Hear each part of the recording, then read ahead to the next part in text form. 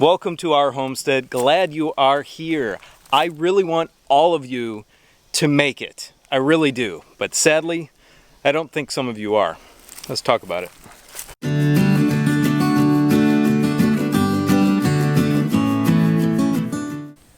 Oh, slimy nose. We have not had a good garden talk in some time.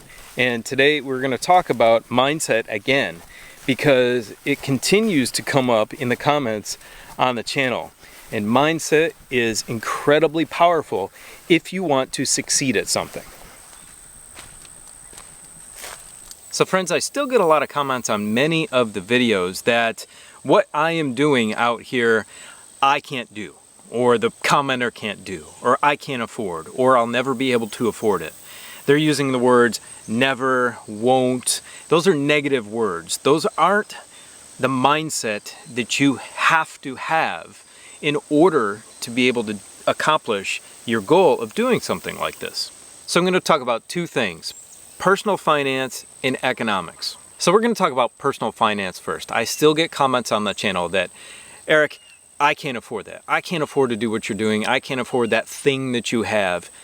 I don't want you to be able to, but I want you to put it in your mind to be able to set a goal if that's what you want to do, or that's the thing that you want to acquire. But I want you to be extremely careful that you do not become covetous, because coveting things will quickly lead to your downfall, especially if you're one of my Christian brothers or sisters. Look friends, it took me a lot of hard work. We've been out here for 6.5 years.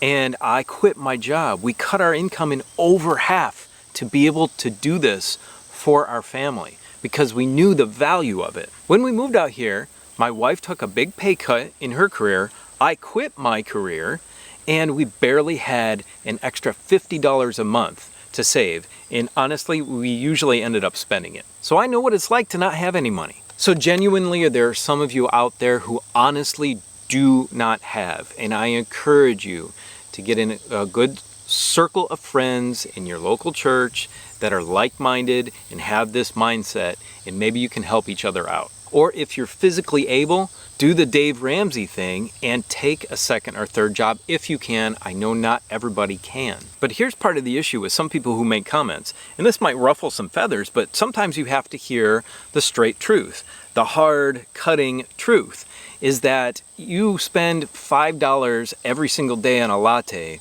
or take a vacation for a week to wherever, and twice a year, and then come on a channel and say that, well, I can't afford a freeze dryer. Well, your vacation just paid for the freeze dryer. And yeah, maybe you need a rest, but there's other things you can do to rest. And there's other things you can do to cut expenses out of your daily life that will help you to save for a goal like this. Now guys, I'm not trying to be mean, I'm just trying to be real. You have to have that mindset. If you have a goal, you need to take an inward look and say, okay, I need to cut out those $5 a day, $6 a day now lattes, and that will give me an extra so-and-so per month of money, and I can put that toward whatever it is. And if you have already done that, cool. And if you're struggling still, I totally understand. I've worked really hard right here, not only on the homestead, but for the channel and for the things that I do to help bring some income in for our family. And that's taken pressure off my wife as the sole breadwinner before. It's taken pressure off her, and that's made her a lot happier. So do what you need to do. And I'm going to keep saying that the entire time, because mindset is sometimes drilled into your mind. You have to change it, especially if you're stuck in a rut of modern American culture, right? So my grandmother's still alive, she's 98, and she doesn't have this mindset at all. So I love talking to her still, because they didn't have, back in the Depression days, she was a teenager, or even a little bit after that, after World War II, they didn't have a lot. And that's something Americans don't do anymore, is we don't save for a goal. Save for something first and then purchase it. Save, purchase. We're always going out on credit. We've been groomed, guys. We've been groomed by evil people To think that living paycheck to paycheck and being able to make the payments every month is the way to do it, and then we can show off our cool new car, our new clothes, or whatever it is, when we honestly really cannot afford it. Because if you lost your job tomorrow, and I think Ford just laid off 8,000 people here in the US. If you lost your job tomorrow, I know as an architect, I've been laid off 2 times and it's terrible. But if you lost that job and you have all these payments, a mortgage, 2 cars, whatever else, student loans, and all these other things that are on credit, what are you going to do? And for those guys, and there's probably just a couple of them, and guys and gals who've probably already left the channel or dropped a comment and run, I want to read 2 Bible verses for you. And the first is Hebrews 13:5, which says, "Let your conversion be without covetousness, and be content with such things as ye have. For he has said, I will never leave thee nor forsake thee." So it doesn't matter the things that you have. You have God. You have Jesus Christ, and that is so important. And he will provide food and shelter for you. Now, it might not be the food and shelter that the world says that you need, but he will provide for you. He provided for the Israelites for 40 years manna every single day except the Sabbath. And the second is Philippians 4:11 and 12. And that says, "Not that I speak in respect of want, for I have learned in whatsoever state I am, therewith to be content. I know both how to be abased, and I know how to be abound." That's with and without. "Everywhere and in all things I am instructed both to be full and to be hungry, both to be abound and to suffer need." And then, of course, the famous verse that everybody knows, "I can do all things through Christ which strengtheneth me." Be content with what you have. I was content with what I had when I started 6 years ago, which was pretty much nothing. And I'm thankful now for what I have here. Okay, let's talk about economics now. Now, a lot of you understand what is happening with inflation. You're feeling it at especially the gas pump, right? And the grocery store.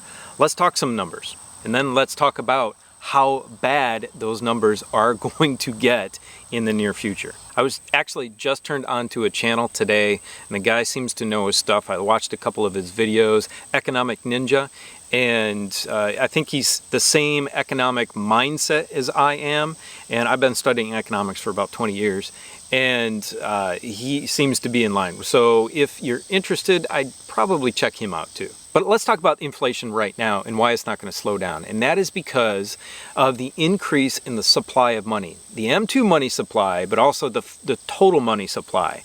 And as the Fed, which is not a government entity, it's a private banking cartel, as they print more money for the United States government to use, that money is devalued because the government and our gross domestic product, we are adding any value to that. Hardly. We add a little bit, yes, but we are adding enough to keep up with the printing presses and that supply of money that's just ever increasing. And over the past couple of years, it has exploded. Now, the real government numbers are about 9.1% year over year for inflation, but those numbers are heavily manipulated.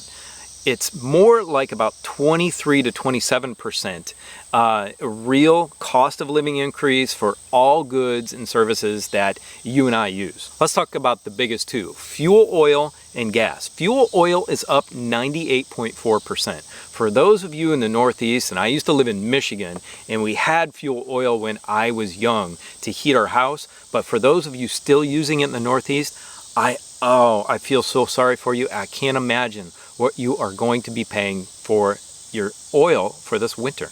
And gas is up 60%. We all know that. Although it's come down in the past 2 weeks, give or take, maybe 3 weeks, but it's still just absolutely out of control, especially in states like California, Oregon, and Washington. Groceries are up 12.2%. Natural gas is up 38.4%. So if you're heating your house with that or cooking with that, that's up a lot as well. Electricity is up 13.7%. Now I get a lot of commenters on my solar videos saying it doesn't pay itself off. Well, let me tell you something. Those panels and those inverters and those batteries have stayed, the cost has stayed relatively the same over the last year. But year over year, electricity costs up 13.7%. So now my payoff on my system is even less, and it's going to be even less in the coming year. So if you're thinking about investing in solar and having a backup for your house, for freezers and lights, I would do it now. New cars are up 11.4%, used cars are up 30%, apparel is up 5%. And looking at the M2 money supply trend, or the total money supply trend over time, back to about 1845 is the latest chart that I looked at. After each big printing or big supply increase in money, the inflation doesn't peak, it peaks right after. So there's a shift in the chart. So if you have a big peak in money supply, look to the year after or 2 years after, and you can see a big spike in inflation. Now it fluctuates like anything else, but if you look at 2021 and 2022 on that chart, it is 3 times higher than it ever has been in total money supply increase. Over the next couple of years, that inflation spike is going to be so harmful to all of us. It is a huge tax, and you need to be preparing and saving for it now. Look, friends, things are not going back to normal anytime soon, okay? And if you're listening to the box on your wall or the screen on your wall in your house, and these news outlets are telling you that everything's going to be fine, it'll go back to normal, it's not. Because if you look holistically over all of those channels, okay, they will let out tidbits of information that tells you exactly what's going to happen. I just heard it 2 or 3 times in the past week. Former Obama guy, Larry Summers, I think he was he the Treasury chairman? Anyway, said that, yeah, he sees stagflation happening. Now, stagflation is constant and persistent high inflation coupled with high unemployment, and that is extremely dangerous. And what happens, friends? What happens when that inflation hits, right? And people can't feed their kids. And tempers flare. People get upset. Which is why now, right this second, is the perfect time for you to move out of the city, get out, okay? Maybe your city house is worth a ton now because real estate prices have spiked really high. Although you better act soon because I think mortgage demand has gone way down over the past couple of weeks. Anyway, get out. Do it now. Get some money for your home. Move to a tiny house in the country. I'm not talking regular tiny house unless you want to do a tiny house, but something small and modest. You do not need to have a 3,000 to 4,000 square foot house, the same as you lived in the city. Okay, 25 to 4,000. The same as you lived at in the city. You don't need that in the country. You do not need it. That's covetousness. That is that groomed mentality that has been pushed on you for so long to say, yeah, we need that massive house and we need to transplant that out to a country property. That's not country living. Now I want you to pay attention too to what some people say, and it's usually maybe only a one-liner, but they're not lying. Okay, in the past week, 2 officials in the current administration have come out and said essentially that it was intentional for those gas prices to go as high as they did. It was intentional. Because if you listen to the CEOs of the oil companies, they're telling us that they're making as much gas as they possibly can. Now maybe they're lying too, maybe they aren't, I don't know. But that official said he wants those gas prices to remain high on purpose to further the green agenda. Green. agenda, okay? Well, you know what? I can't afford an electric car. Even if it's 40 grand for a new entry-level Tesla, I can't afford that, right? And nor do I want it, because where I live, it's useless, totally. So for them to say that they want to further their liberal agenda and intentionally do that, you know who that harms the most? That harms the poor. You know, that harms the single mother who's trying to drive 10 miles to her job to support her kids, right? How is she going to afford $5 gas? Are you serious? And they want it to remain there.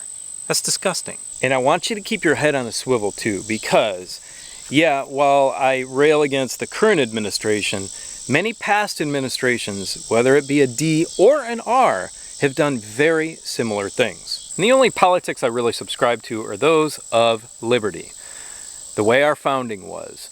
And both of the current parties do not protect our liberty. Maybe a couple people in each party, yeah, the Tulsi Gabbards and the Rand Pauls and the Thomas Masseys and the Dennis Kuciniches, cool, but they're too few and far between. So friends, if you have to, you see behind that shed over there, that is an almost 20-year-old Ford Explorer. I still have it running, and I'm keeping it running because it's valuable. So you don't need to run out and buy a brand new 4x4 SUV. If you can, awesome, do it. Pay cash for it, all right? Actually, buy a 2-year-old one because they lose about 20% of their value as soon as you drive them off the lot. Anyway, do the things you have to do, like keeping that running or using, you know, sticks and stones to build things at the beginning. Save, work hard, and you can do it. But don't come on my channel and say that, well, I can't afford that, you're pushing or peddling something that people can't get into, and it's totally mean for you to do that. You gotta be joking me. I try to do a lot of different things on this channel. Like, I didn't buy some fancy chicken feeders, did I? No, I made them out of sewer pipe because that was the cheapest way to do it. And if you only have a water bath canner, beautiful. 30 bucks, do it, or pick one up at a thrift store for whatever it is, 15 bucks. If you can afford a freeze dryer, do it. But get out of that mentality, okay? Get out of that covetousness mentality, if that's you, and I know many of you aren't, and I appreciate you a lot, but some people really need to hear it. Now, for you guys, I want you to go out and start prepping your pantry. I want you to buy an extra can of beans every week. I want you, if you can buy a bag, a 50-pound bag, do it. Because maybe next week, or the week after, that 50-pound bag or that price might double. So do it now. And if nothing happens, if things reverse themselves next week in terms of the economy, awesome. Use your 50-pound bags of rice or 50-pound bags of beans now. Make some beans and rice. I love beans and rice. But don't think it's a waste of a commodity, which it is a commodity. It's food. It's life. You need it. You can't eat, you know, your paper dollars, right? Now, I'm not saying drain your bank account at the second, although, look what happened in China. The Chinese government has taken people's bank accounts, their life savings away from them, and parked tanks in front of the banks because people were, they were starting a run on the banks. Wow, guys, could that happen here? Maybe. Okay, I want you to have a beautiful, blessed day. Keep a smile on your face, keep moving forward, and check out these videos right here, which is our entire playlist on this garden. Have a beautiful, blessed day. We'll see you next time. Bye.